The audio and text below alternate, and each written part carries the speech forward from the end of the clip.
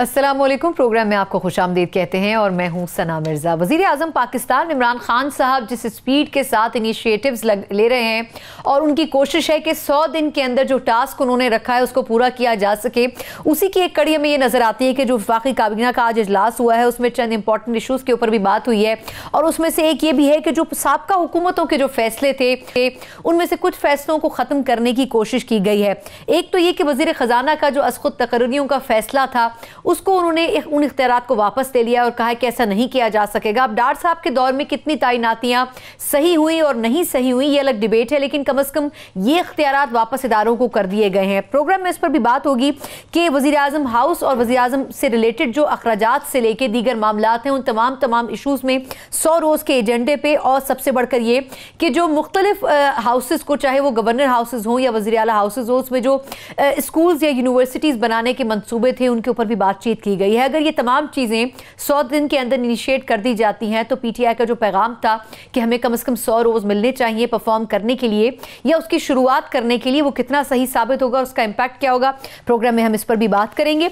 इसके अलावा Pakistan peoples party और नून लीग की तरफ से एक अहम इंदिया जो दिया गया है वो यह है कि ज़िमनी इलेक्शन में ये मिलकर यानी कि इकट्ठे होकर लड़ेंगे और इनके मुश्तरका उम्मीदवार होंगे।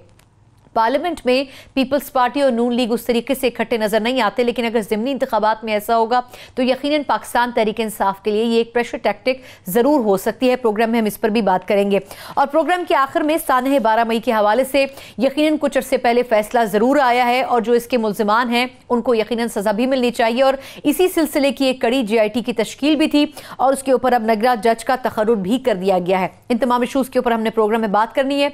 जो पैनलिस्ट मेरे साथ मौजूद हैं तारुफ करवाना चाहूंगी। स्टूडियो में मेरे साथ पाकिस्तान तहरीक इंसाफ की सीनियर रहनुमा डॉक्टर फिरदौस आशिक अबान साहब। डॉक्टर साहब बहुत शुक्रिया। मेरे साथ वीडियो लिंक पर मुस्लिम लीग नून की सीनियर रहनुमा शाइस्ता परवेज मलिक साहबा मौजूद हैं। आपका भी शाइस्ता साहबा बहुत शुक्रिया। पाकिस्तान पीपल्स पार्टी के सीनियर रहनुमा आजिज जामरा साहब ने भी मुझे ज्वाइन किया है, सर आपका भी बहुत शुक्रिया। और सीनियर तजियाकार एजाज अवान साहब भी मेरे साथ वीडियो लिंक पर मौजूद हैं। चारों मेहमानों का बहुत शुक्रिया। एजाज अवान साहब, सर आप किसी पॉलिटिकल पार्टी से ताल्लुक नहीं रखते हैं तो मैं शुरुआत आपसे करना चाहूंगी।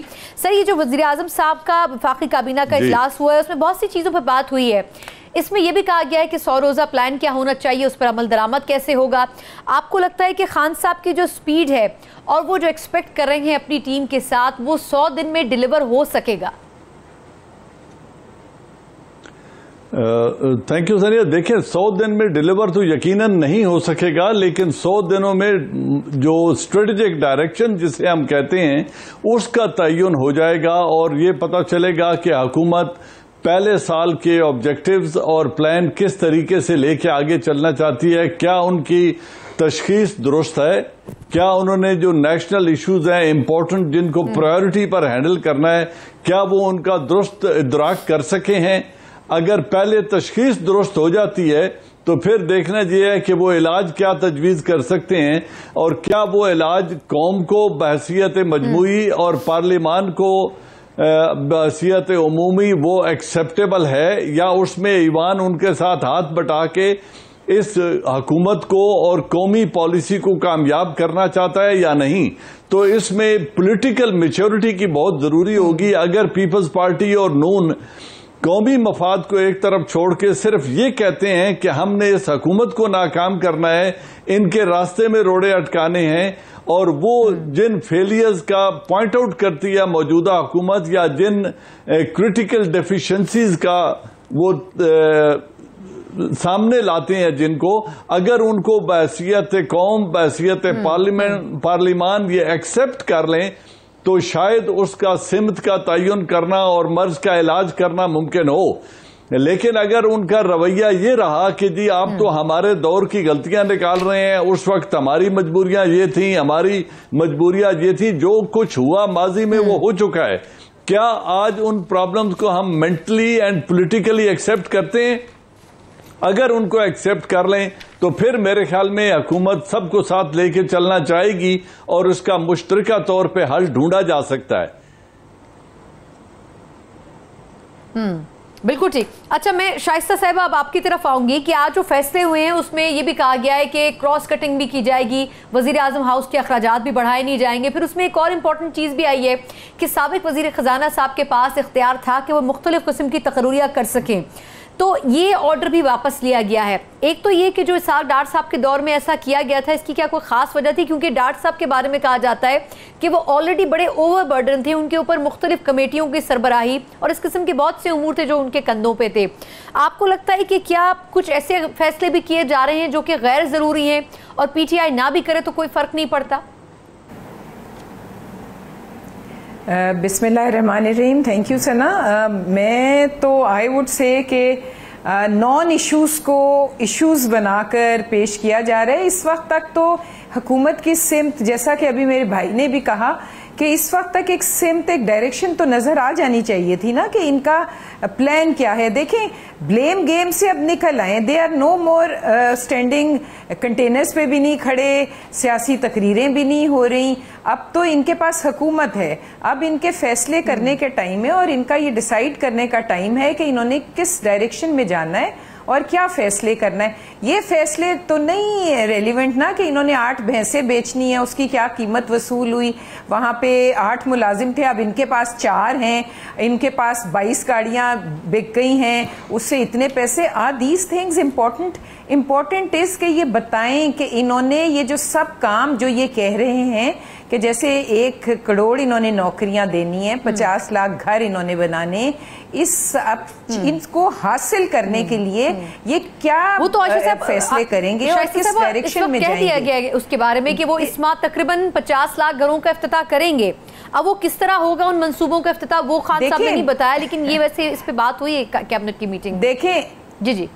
देखें बातें तो बहुत सारी हो रही हैं। पीएसडीपी का स्लैशिंग 30% से आपका ख्याल है कि उसके बाद वहाँ नौकरियाँ मिलेंगी? मतलब डेवलपमेंट नहीं होगी किसी मुल्क में, तो क्या नौकरियाँ जनरेट होंगी, किस तरह होंगी, क्या प्लान है? हम तो वेट करें। देखें जी, पाकिस्तान की बेहतरी है जिस काम में भी वो बार बार लीडर ऑफ द ऑपोजिशन ने और हमारे कायदीन ने कहा है कि अगर इनके फैसले ऐसे होंगे जिससे मुल्क और कौम का फ़ायदा होगा तो तमाम ऑपोजिशन, कल बिलावल साहब ने भी यही कहा है, तमाम ऑपोजिशन इनका साथ देगी।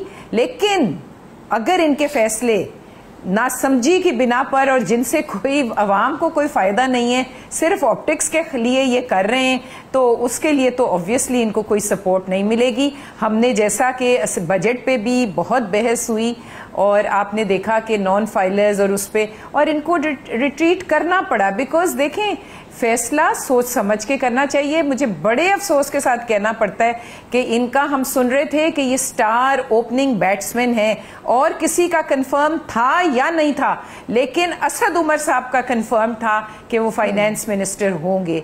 तो जो लैक ऑफ होमवर्क हमें नजर आ रहा है, जो प्लानिंग कोई नजर नहीं आ रही, इसलिए मैं कुछ नहीं कहती। देखें, ये आप लोग मीडिया ने जिस तरह इनका साथ दिया है पिछले 2 साल में, आई एम सॉरी टू से, वो आप लोग अब खुद असेस करें, आप लोग बताएं, आप लोग दिखाएं अवाम को कि क्या हो रहा है और क्या फैसले हो रहे हैं।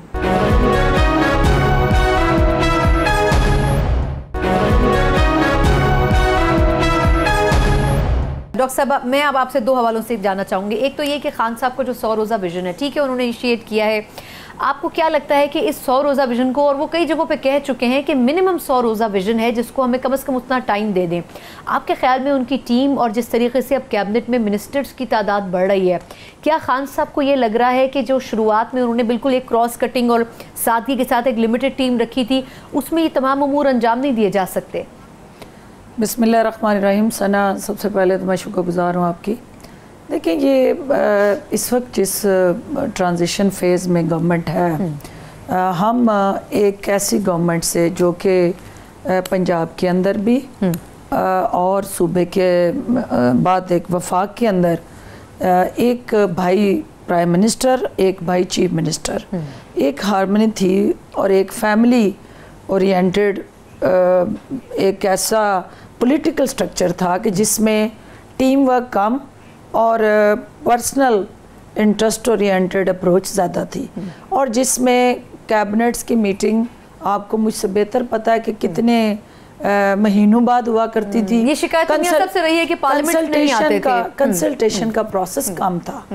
उस फेज़ ऑफ माइंड से जब निकल के हम आगे बढ़े तो पीटीआई ने जब टेक ओवर किया, अवाम की ताकत से, अवाम ने वोट दिए, तो वहाँ जहाँ लोगों की एक्सपेक्टेशन इतनी हाई हैं, उसके साथ साथ इमरान खान साहब की कमिटमेंट और रिस्पॉन्सिबिलिटी का एहसास कि हमारे पास गलती की गुंजाइश नहीं है, हमें जो मौका दिया गया है वो रेटिफिकेशन के लिए लोग लेके आए हैं। वो लोग जो इस सिस्टम के सताए हुए थे, जो इस मुल्क के अंदर रूल ऑफ लॉ चाहते थे, जो ट्रांसपेरेंसी चाहते थे, मेरिट चाहते थे, यहाँ पे वो करप्शन का ख़ात्मा चाहते थे, अब वो तमाम एहसासात, जज्बात, ख्वाहिशात जो वोट की शक्ल में ट्रांसफॉर्म हुए और गवर्नमेंट बन गई, इमरान खान साहब ने उन सब को एंडोर्स करना है थ्रू एक्शंस, और वो टीम के कैप्टन है।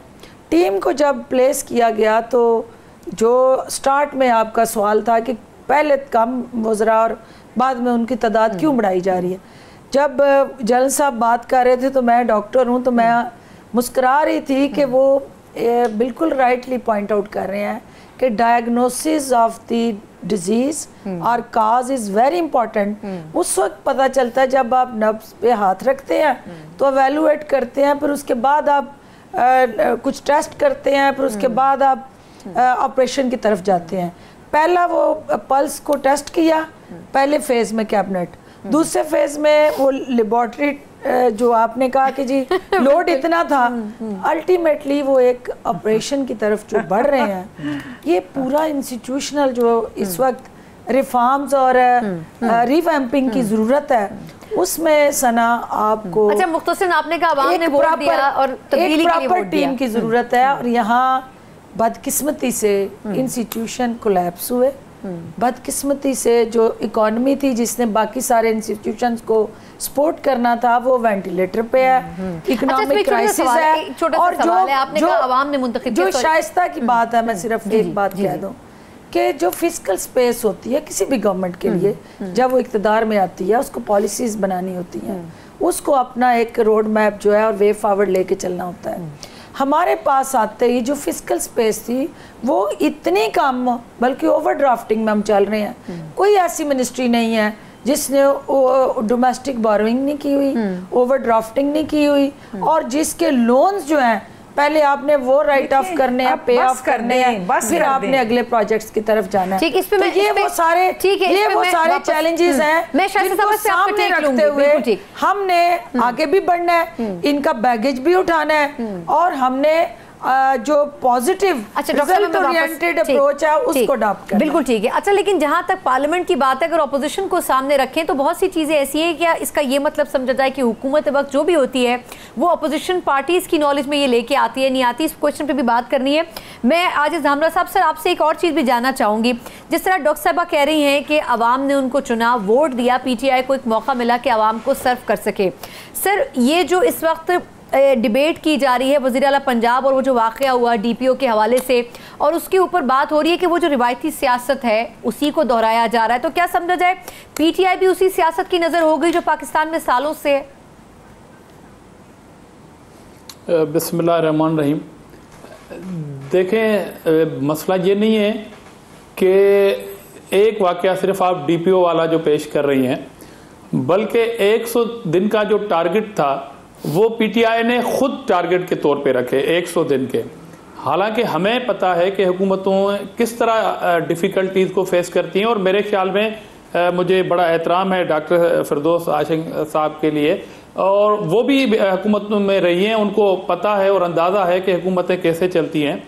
मगर एक PTI का जो एक प्रोपेगेंडा सेल था वो बड़ा इतना फॉर्म था, उन्होंने जिस अंदाज में हुकूमत लेना चाहिए, अब वो खुद फंस गए। एक्चुअली PTI के साथ इशू ये है कि वो खुद फंसी हुई है इस काम में कि 45 दिन के अंदर, मैं मानता हूं कि काबीना के 4 इजलास हुए हैं, मगर वो कौम के किस काम के, जिस काबीना में तेजी से वज़रा बढ़ रहे हों, जिसके ऊपर आप खुद तनकीद करते रहे कि आपने काबीना में जो है वजीरों की फौज भर्ती की हुई है, और यह भी गारंटी नहीं कि कल जो 5 वज़रा आएंगे उसके बाद भी कोई वज़रा नहीं आएंगे।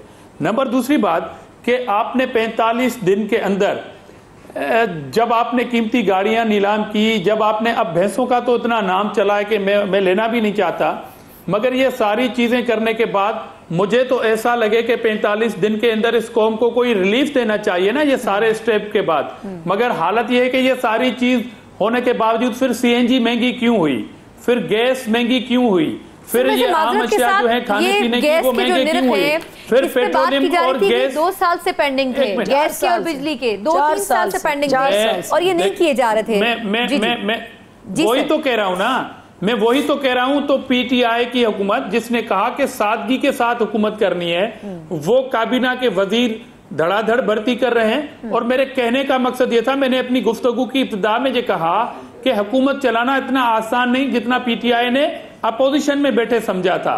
इसलिए मैं कह रहा हूं कि आपने जब नीलामी पहली बार हुई ना गाड़ियों की, और ये क्रेडिट लेते हैं कि देखें जनाब हमने ये जो गाड़ियां खड़ी थी पूल में वो बेची, जब आपने ये सब कुछ किया तो फिर मैं पूछ रहा हूं कि गैस की कीमतें क्यों बढ़ी, फिर मैं कह रहा हूं कि सीएनजी क्यों बढ़ी, फिर मैं कह रहा हूं कि एशिया की कीमतें क्यों बढ़ी। और आपने सिर्फ लोकल बॉडी की बाय इलेक्शन में तनकीद से बचने के लिए पेट्रोल और बिजली की कीमतें नहीं बढ़ाई। आइंदा इस 100 दिनों के अंदर अंदर मैं आपको बता रहा हूं कि ये कीमतें बढ़ाएंगे, मौजूद है, लेकिन सिर्फ ऑप्शन कोई और नहीं है, कीमतें बढ़ाएंगे।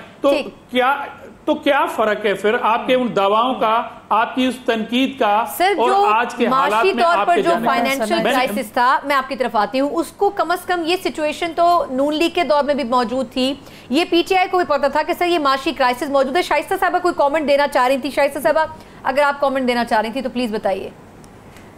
देखें, मैं ये कह रही हूँ कि ये जो ब्लेम गेम है ना, ये वहां भी खड़े होते हैं असेंबली में, तो ये कर दिया वो कर दिया, लगता ऐसा है जैसे इनसे बिल्कुल मैनेज नहीं हो रहा। मैं एक बात इनको कहती हूँ कि अगर नहीं मैनेज हो रहा, इसी सिचुएशन में हमें दे दो, हम तुम्हें मैनेज करके दिखा देंगे। Point is, this is how you manage things. How you हमने भी तो पिछले 2000 साल से क्राइसिस आपने दिया, डिजास्टर आपका बात सुनिए। एक मिनट जी फिरदौस, एक मिनट देखें, अगर आप वो कैबिनेट की मीटिंग्स करते हैं और उसमें आप पहली कैबिनेट मीटिंग में आप कहते हैं कि मैं इंटीरियर का जो है वो अपने पास रखूंगा मिनिस्ट्री, और क्योंकि आपने सिर्फ ये फैसला करना है कि ईसीएल पे मियां नवाज शरीफ को डालना है। देखें, मियां नवाज शरीफ तो अपनी मर्जी से खुद वापस आ गए। अगर ये मतलब ये अभी तक किसी को भी नहीं सके, वो अपनी मर्जी से अपनी बेटी को लेकर आए, और वो पाकिस्तान से अगर उन्होंने भागना होता तो वो आते ही ना। तो अगर कैबिनेट मीटिंग्स की जो इंपॉर्टेंस है वो ये है कि उसमें ये फैसले होंगे कि जी हमने कितनी भैंसें रखनी है, प्राइम मिनिस्टर हाउस में रहना है कि नहीं रहना, हमने वो जो प्रिंसिपल सेक्रेटरी है उसके घर पे रहना है, हमने 4 मुलाजिम रखने हैं, हमने हेलीकॉप्टर से फ्लाई करना है। तो मतलब देखें, मेरी बात सुने, मेरी अगर कैबिनेट मीटिंग्स में यही फैसले करने, अगर कैबिनेट मीटिंग जो इंपॉर्टेंट है उसमें यही फैसले होने, तो मुल्क को रन करने की तो बात नहीं ना अभी तक आई। अब हम ये कर देंगे, हम वो कर देंगे, और आप जो देख रहे हैं जो कार्य सरकार में इंटरफेरेंस, देखिए मैं एक बात फिर वापस आके करूंगी जरूर। देखिए ये फिर अकेला प्रोग्राम आप मुझे एक छोटा सा वक्फा लेने दें। मैं डॉक्टर साहबा से शुरू करती हूँ। एजाज साहब कुछ कहना चाह रहे हैं, एक मुख्तसर वक्फा। वहीं जिस तरह हमने बात की कि सीएम पंजाब के उस इशू के बाद जो एम्बैरसमेंट का सामना पीटीआई को करना पड़ा, ये अच्छी बात है कि उन्होंने उस गलती को माना भी, उस पर माजरत भी की, लेकिन इस किस्म की मिसालें आगे चलकर नहीं दोहरानी चाहिए। इस पर भी बात करेंगे। और जो ज़िमनी इंतखाब के हवाले से पीपल्स पार्टी और नून लीग का अलायंस बनने जा रहा है, इस पर भी हम बात करेंगे एक ब्रेक के बाद। हमारे साथ रहिएगा।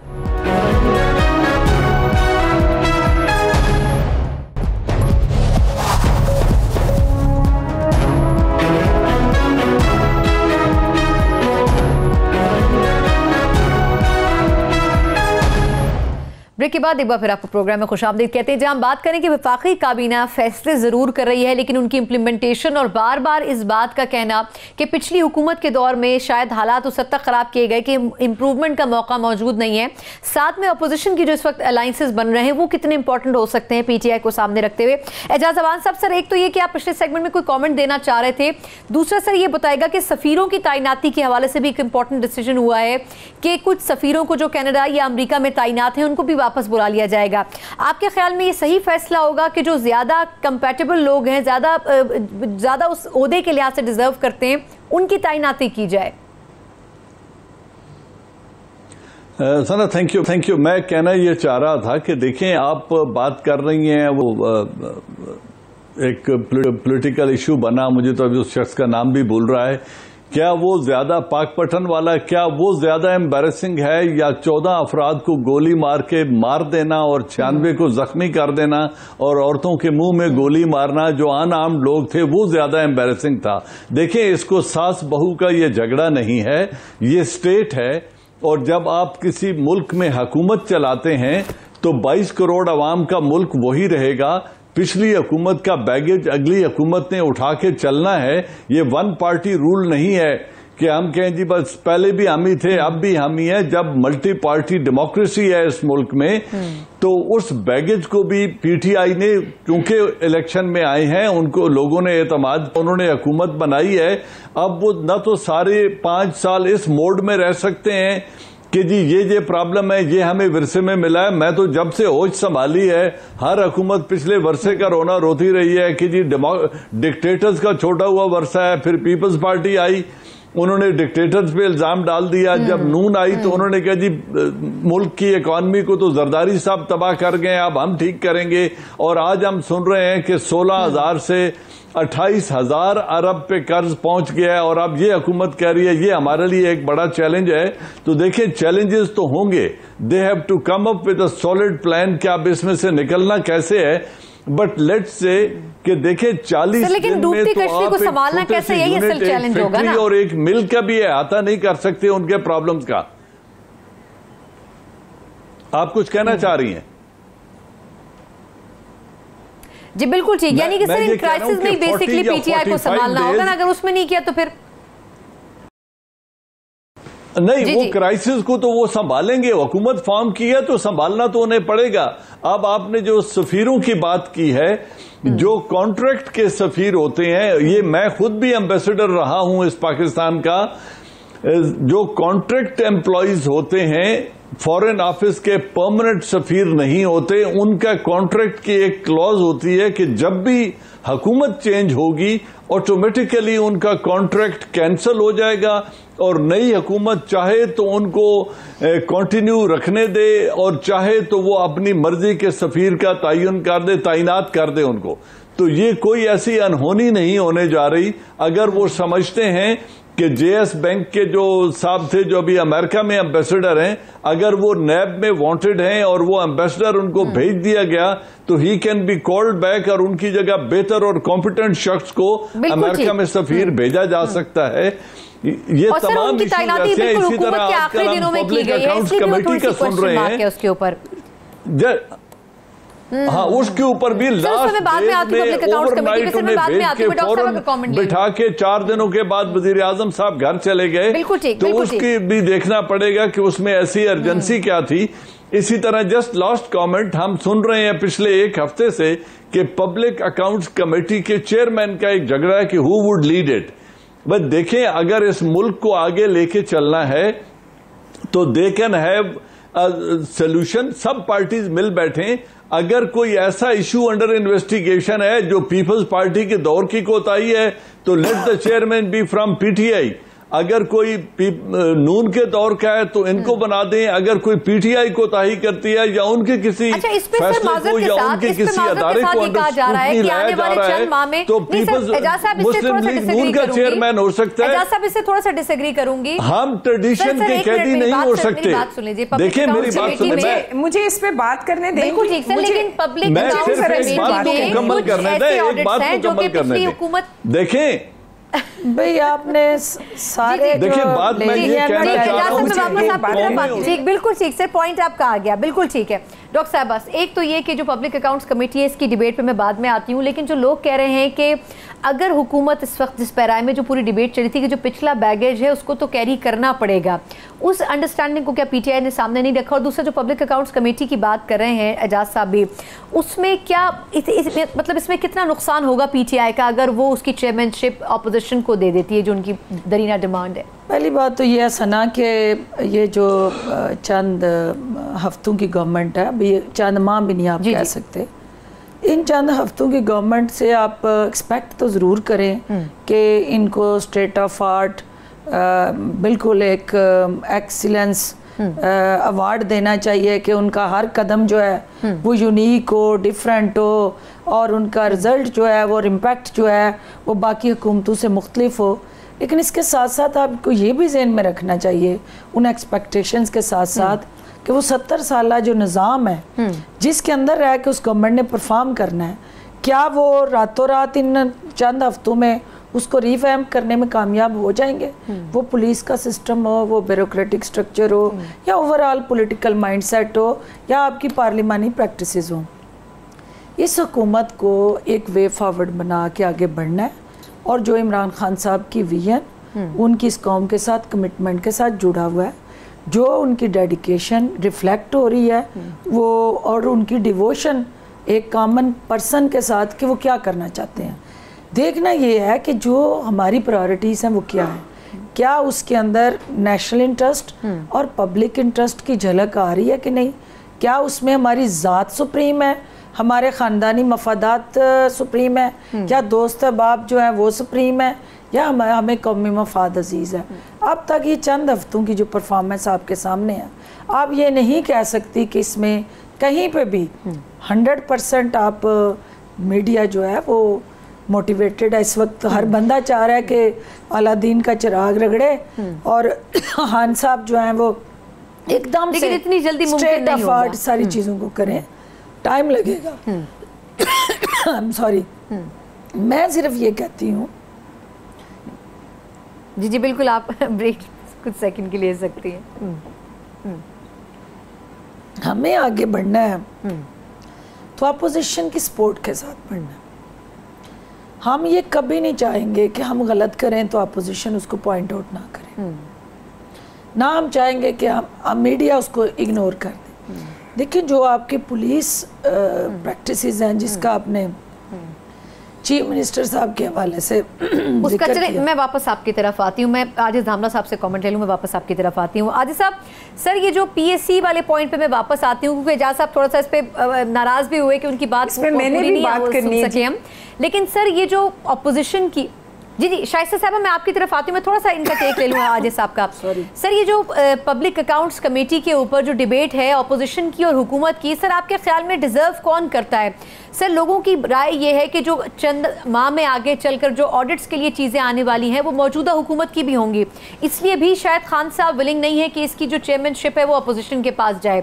सर ये कितना ज़रूरी है कि ये अपोजिशन के पास इसकी चेयरमैनशिप रहनी चाहिए?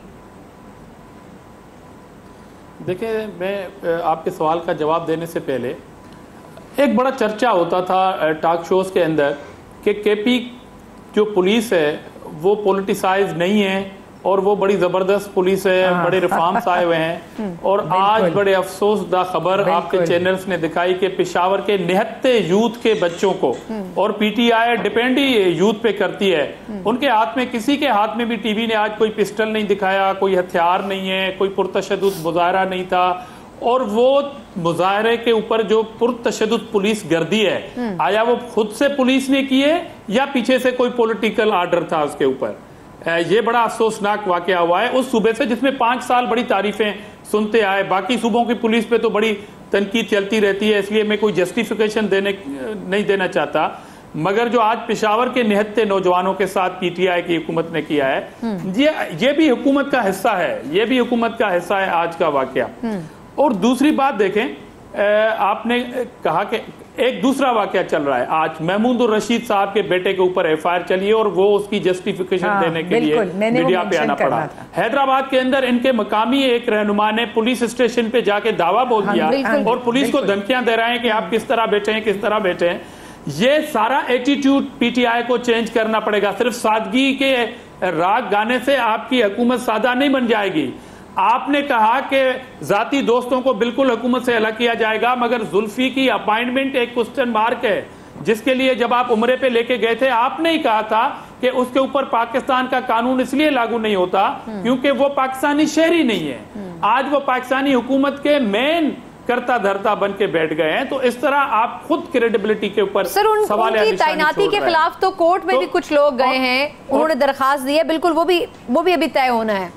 इस तरह देखें, इस तरह के इकदाम उठाने की जरूरत क्या पड़े, वो भी पीटीआई की क़यादत को, जो अपने आप को इस पाकिस्तान में सबसे बड़ी क्रेडिबल क़यादत समझ रही है।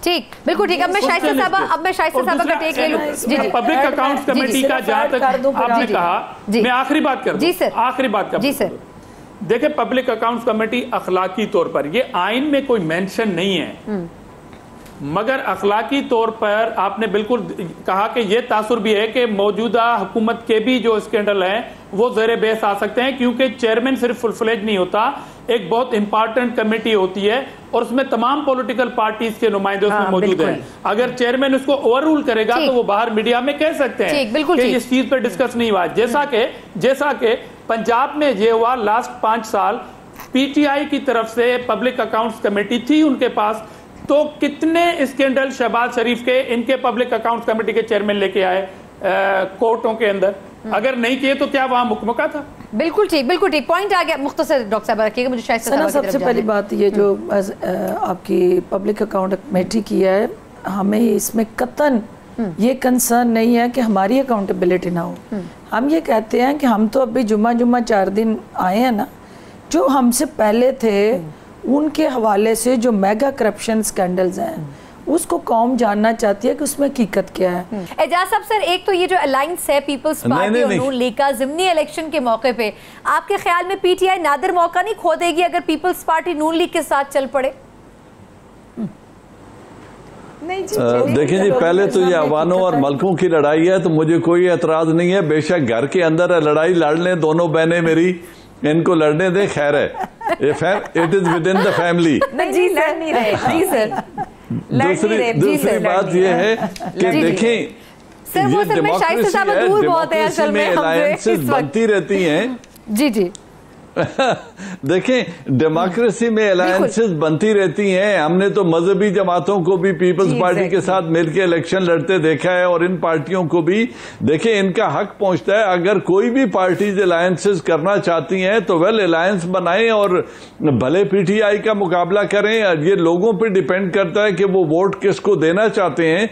मैं तो सियासी तजुर्बा उस कदर नहीं रखता, लेकिन जैसे लोगों को रूरल एरिया में देखता हूं, लोग भेड़ बकरियां नहीं है कि आज उन्हें आप पीपल्स पार्टी और नून में तकसीम करें और कल दोनों को एक जगह मिला के एक तीसरी पार्टी से लड़ा दें। ऐसी चीजों पे पब्लिक रिएक्शन आता है, और लोग अभी यही जो हमारा इलाक हुआ था मजहबी जमातों का, क्या उन्होंने वो अचीव कर लिया जिसके लिए वो सारे मिल बैठे थे? तो लोग बड़े बाशऊर हो गए हैं, वो देखकर इंतखाब करते हैं और देखकर वोट डालते हैं। मुझे नहीं लगता कि अलायंस में बहुत बड़ा फर्क डालेगी। नहीं, केपीके में भी तो जी इसमें कोई बात नहीं। आजिज साहब, मैं आपसे सिर्फ ब्रेक के बाद एक छोटा सा कमेंट लेती हूँ, एक मुख्तसर वक्फा। शायद साहब मैं वापस आती हूँ, मुझे एक ब्रेक लेने दें। एजाज साहब का कमेंट आ गया, एक मुख्तसर वक्फा, उसके बाद हम बात करने जा रहे हैं कि जहां सानह 12 मई के ऊपर बड़ी डिबेट हुई है, वहीं उसके लिए जो JIT बनाई गई है उसके ऊपर एक जज भी तैनात कर दिए गए हैं। ये जो चंद अहम बड़े मुकदमात हैं, सानह मॉडल टाउन से लेके इस किस्म के मुकदमों तक, PTI के पास एक बड़ा मौका है कि इन मुकदमात को मंतकी अंजाम तक पहुंचाएं। इस पर बात करेंगे एक ब्रेक के बाद, हमारे साथ रहिएगा।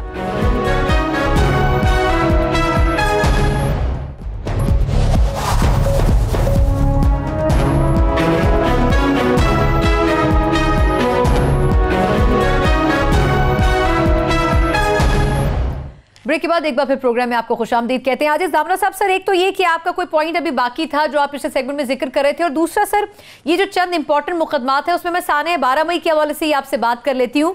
पीपल्स पार्टी भी उस वाकये की चश्मदीद गवाह रही है उस दौरान।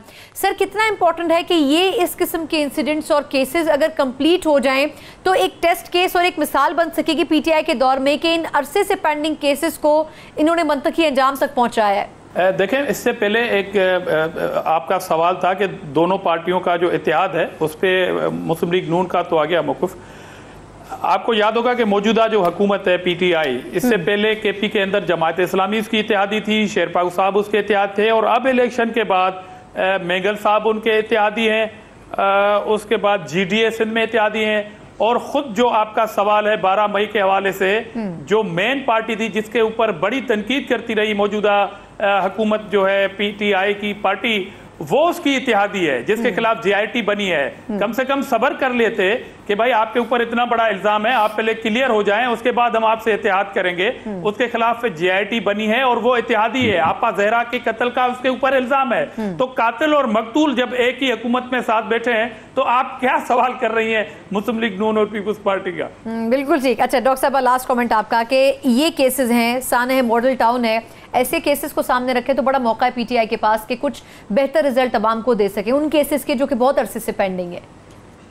देखिए बात यह है कि जो जेआईटी का पीटीआई की कमिटमेंट के साथ जुड़ा एक वो ख्वाब था जो शर्मिंदा ताबीर होने जा रहा है और ये मंतकी अंजाम को पहुंचेगा कतई नज़र इसके कि कौन हुकूमत के साथ है और कौन अपोजिशन में है। जिसने जो किया, जो बोया, वो काटना है और according to laws, according to rules वो अपने वो सज़ाएं भी होंगी।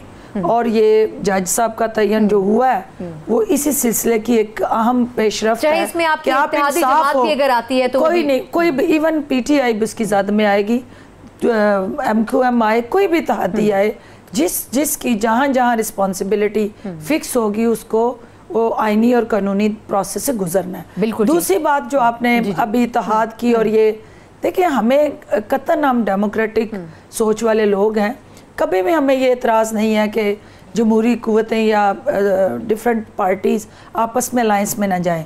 हम ये समझते हैं कि पीटीआई को ये चीज़ तक़वियत देती है कि जब स्टेटस को की जमातें इकट्ठी होती हैं तो लोग पीटीआई के साथ इकट्ठे हो जाते हैं और हमारे साथ आ खड़े होते हैं। जितना पीपल्स पार्टी और नून लीग एक दूसरे के हाथ थाम के खड़ी होंगी उतना ही पीटीआई को फायदा होगा और ये हमारी जमहूरी फतह होगी और ये हमारे लीडर की वो विजन जो है कि ये मुकमकाओ की सियासत है और ये मैच फिक्स होकर चलता रहा। तो हम थोड़ा सा कम है। शाइस्ता मलिक साहबा, ये जो मैंने बात की, ये कह रही है कि दोनों पार्टीज अगर अलायंस बनाती है तो स्टेटस को जो मैसेज है वो अवाम को जाएगा।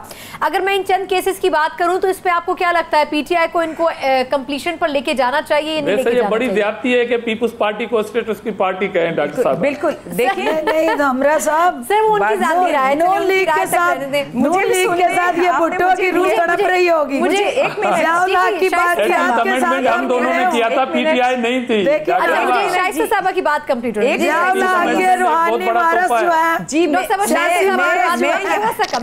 एक मिनट मगर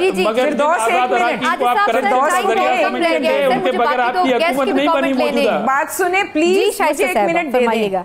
देखें बहुत अच्छी बात होगी कि 12 मई के फैसले हो और सबका हो, लेकिन एक फैसला और ये करवा दें कि जो कभी उनको ऑनरेबल जजेस भी अश्योर कर चुके हैं कि वो तशरीफ ले आए, उनको कुछ नहीं कहा जाएगा। अगर उनको भी नहीं जी, आपके जो मुशर्रफ साहब हैं उनको भी वापस बुला लें और उनका केस भी करवा लें तो आपके हक में ये भी बहुत अच्छा जाएगा। उस तरफ भी जरा गौर कर लें, या उसकी इजाजत नहीं है आपको। ये भी सबको आना चाहिए, फेस करना चाहिए। बिल्कुल ठीक। अच्छा एजाज अवान साहब, लास्ट कमेंट। ये शाइस्ता साहबा ने पॉइंट आउट बहुत अच्छा किया है कि मुशर्रफ साहब से लेके डार साहब तक, मॉडल टाउन से लेके 12 मई तक सारे केसेस में ट्रांसपेरेंसी और इक्वालिटी होनी चाहिए। ऐसा अगर पीटीआई ने कर लिया सर तो कितनी वाह होगी फिर उनकी? देखिए जी, मेरे ख्याल में जो उनका कौम पे एहसान होगा, ये तीनों वाकयात जो हैं, बल्दिया टाउन का केस, 12 मई का केस और मॉडल टाउन, ये किसी भी महज़ब मुआशरे के मुंह के ऊपर एक तमाचा है। ये तीनों की तहकीकात होनी चाहिए और इसमें मुजरिमों का तयन होना चाहिए। रहा अभी मैं क्या कहूँ मिसेज परवेज का कि उन्होंने पूछे मुशर्रफ को बाहर भेजा किसने था? जी चले, हम तो बुरे थे, भेज दिया, आप मंगा लेना, बुला ले उनको वापस। देखो ना फिर सारे केड़े मंगाइए उनके परवेज मुशर्रफ के जो वकील हैं मौजूदा हुकूमत के वज़ीर कानून है, करने का ठेका हमने उठाया। बहुत शुक्रिया, बहुत शुक्रिया। परवेज मुशर्रफ के जो वकील थे मौजूदा हुकूमत के वज़ीर कानून है। ये भी बड़ी जबरदस्त याद दिलाई आपने मुशर्रफ साहब की। बहुत जमात का केस लड़ता है, वकील जो होता है वो उसका वो काला कोट बहुत शुक्रिया। चारों मेहमानों का बहुत शुक्रिया। प्रोग्राम का वक्त खत्म होता है, मुझे इजाजत दीजिए, अल्लाह हाफिज।